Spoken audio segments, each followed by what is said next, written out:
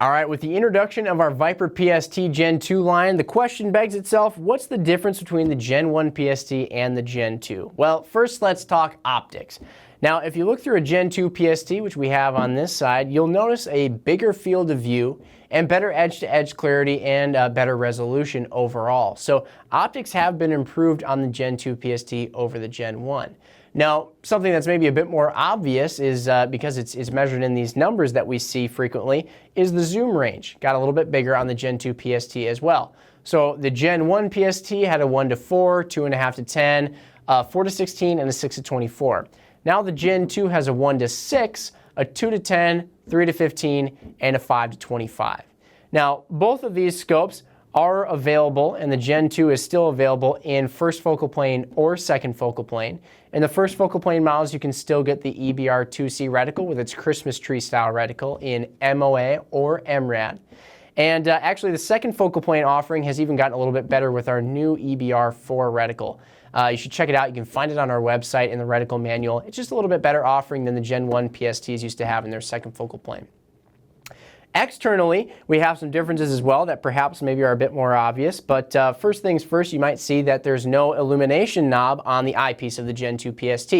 It's been moved right over to a little bit more streamlined position and a position that's a little bit more out of your peripherals, which is right on the side of the parallax knob, right integrated in with that system.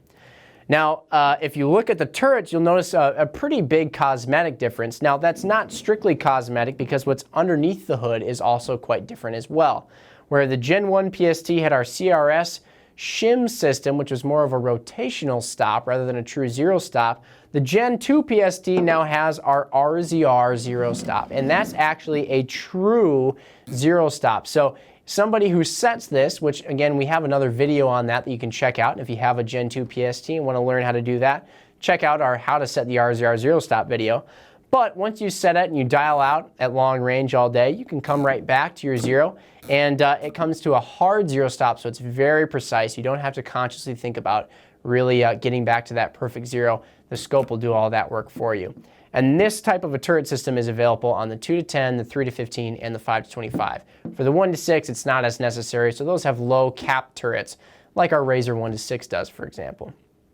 So the Gen II PST overall has a number of upgrades over the Gen I, and still, across the line, great optics that come in with all the features that you might find for scopes for 2 or even 3 times the price, but without the huge price tag, and still a lot of capability, bang for your buck, and ability to do exactly what you're going to ask it to do in some pretty tough situations, from competition to duty use to just long range use or even recreational range use too. So there's the PST Gen II versus Gen I rundown. If you have any other questions specifically, please always feel free to let us know because we're always happy to help. Thanks for watching.